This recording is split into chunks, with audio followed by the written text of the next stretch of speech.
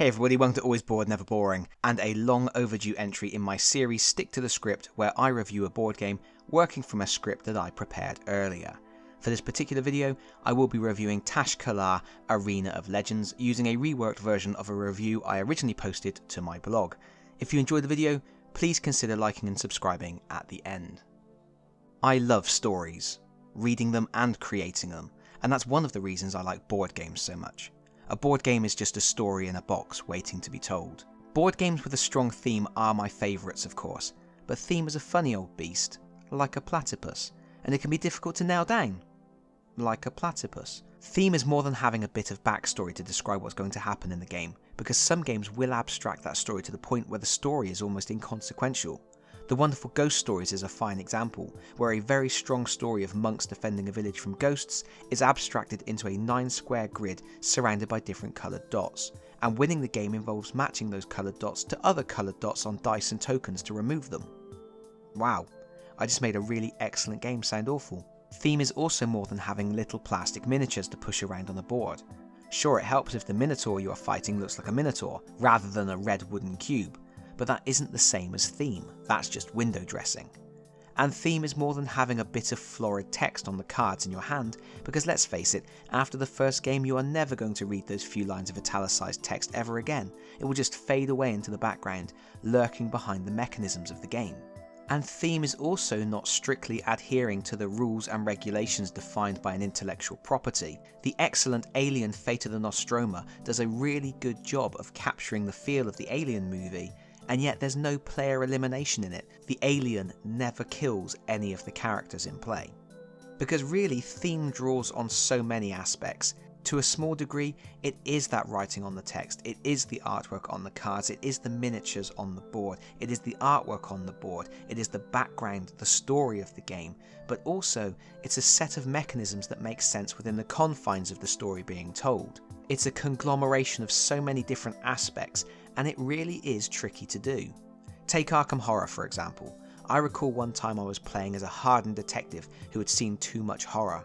For my starting item, I drew a bottle of whiskey, and that was it for me. I was there, I was in the moment. That randomly allocated starting item made the theme work, and it was amazing.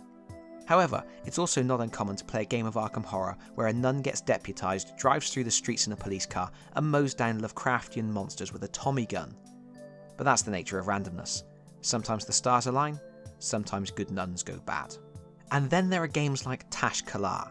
See? You knew there had to be a point and I would get there in the end.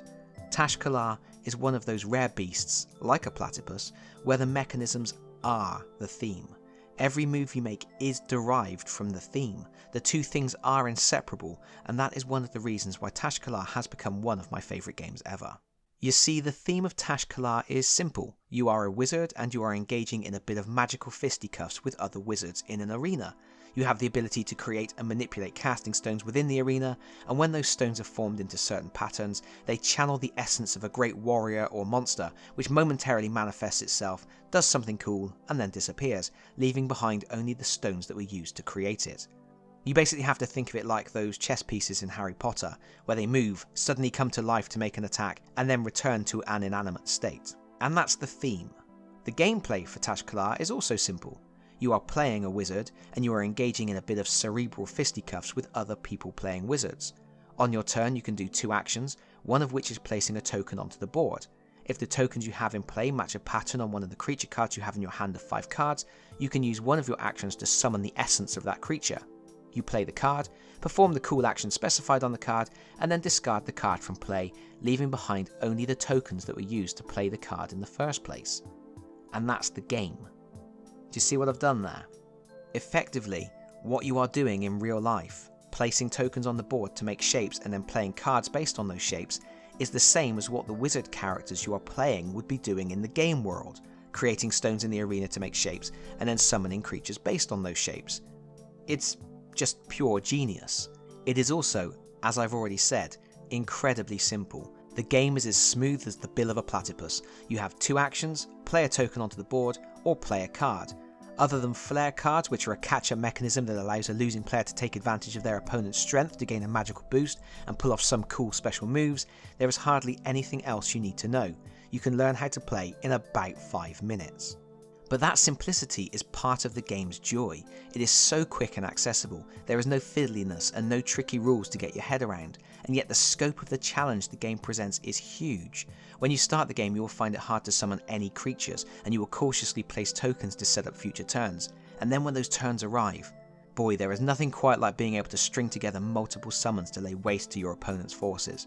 It is incredibly exciting, and the tension when you realise you can summon one of the most powerful legendary creatures as long as no one destroys an important piece before your turn rolls around is excruciating. The game is also surprisingly versatile. There are two forms of play: high form, in which you attempt to make patterns on the board to score points, and deathmatch, in which you can probably guess.